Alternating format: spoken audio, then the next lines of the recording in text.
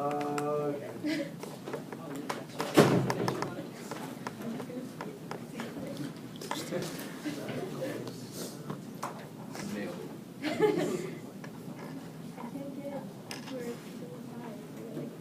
I'm like, no.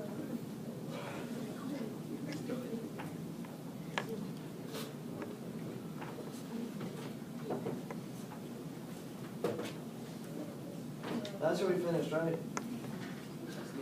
Sucking chest wounds? Yes. We're gonna get the video. Remember sucking chest wounds? We're gonna see a video. It's like a. We can show the video again. Want to show the video again? No, I don't Well, know. my If ortho teacher was like, That was sad. Brad kind of threw her. Oh, not that video.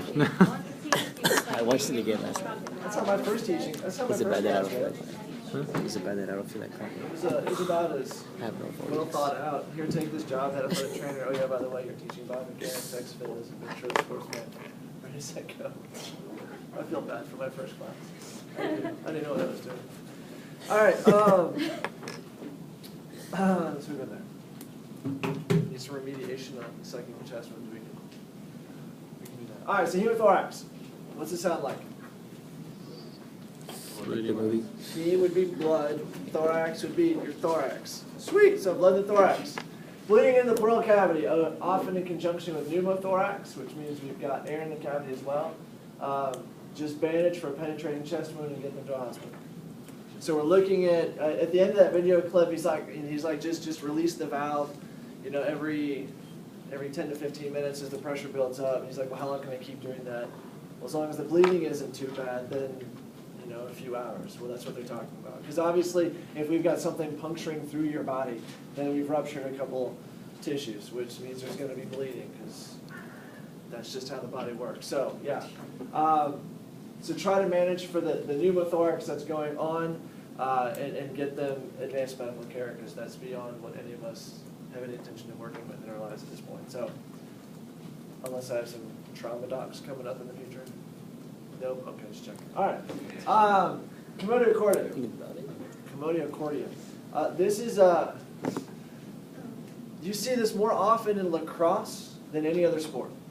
Baseball is maybe your close second, but it's not close.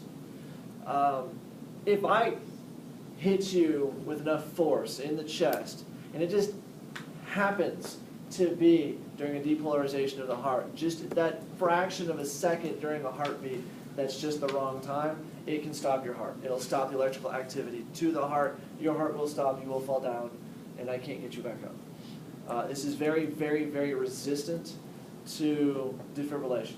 So even having an AED doesn't do a lot of good. So this is just a bad day. So significant trauma to the chest by a ball. And if you haven't ever felt a lacrosse ball, swing by my office and I'll throw it at you. They're very, very dense. They're very, very hard. And if you take a lacrosse stick and you figure out the momentum force that you've got to launch that thing, you take a lax ball and go 90 miles an hour plus, and you pop somebody right in the sternum, that's an ouch.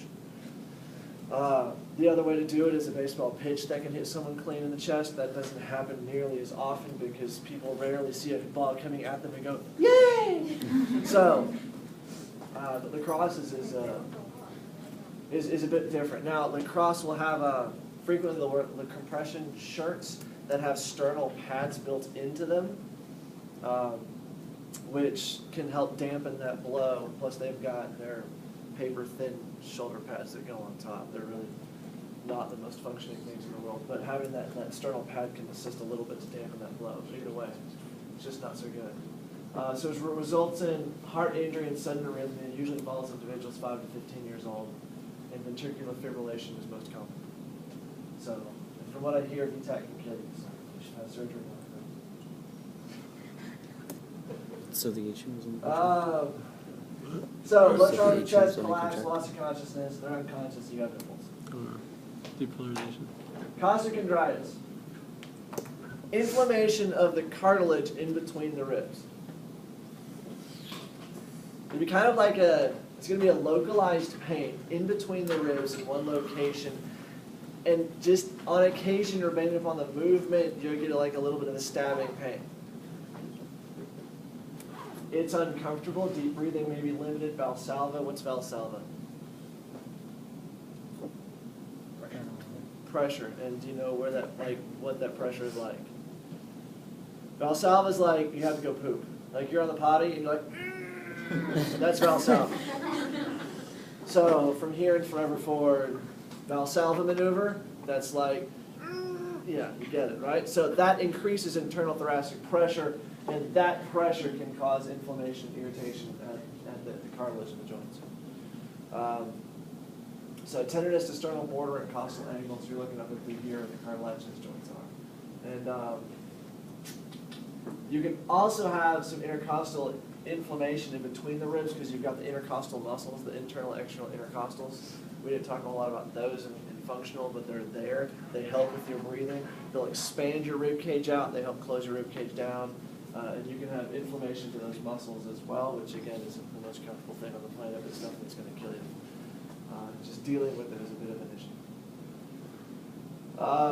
Taking off that pressure by having a compressive rib brace of some sort, a compressive sleeve to help decrease the pressure, the tensile pressure, is going to help and make them feel more comfortable.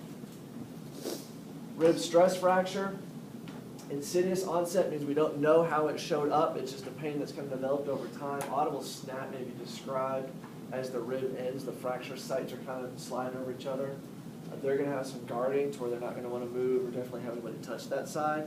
Or if they're moving, then they'll tend to be a little bit more rigid to try to prevent that grading from happening. Functional status pain may occur during deep inspiration as it gets stretched out when you deeply inspire, but it won't hurt so bad on expiration. Palpable tenderness may be possible, pain respiration, but respiration is normal. Baseball pitchers in the first rib is the most common, so involving the non-throwing arms. We're looking at the first rib as it comes over here, because as you pitch and you come around, that rotational force through here can cause a stress fracture on the non-throwing, non-involved side.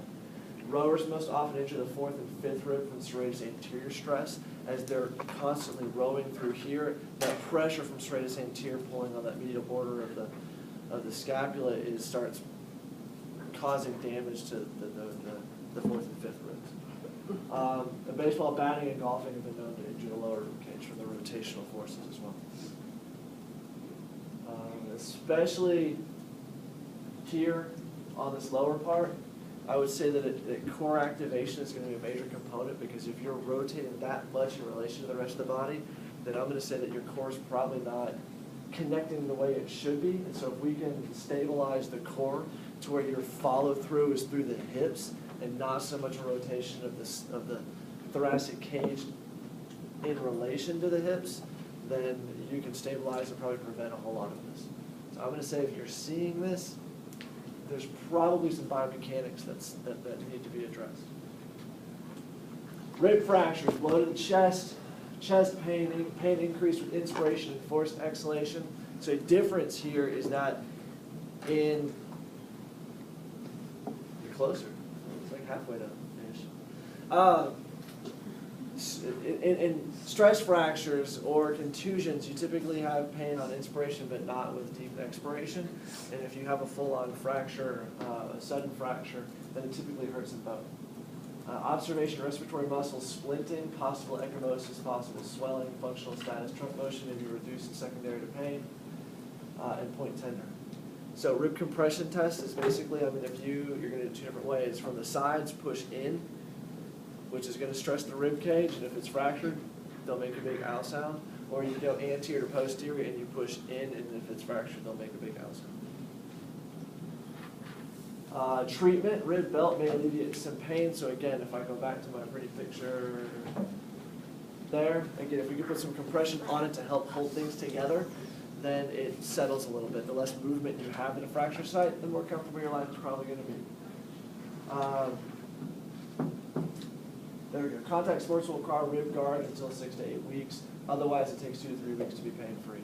So once that hard callus forms around it, even if it's not completely free, their life will be much better. But for us to put them back in, we really need to have more healing and probably sit them for upwards of that full 6-week period to make sure we have the healing going finished minus the full-on remodeling.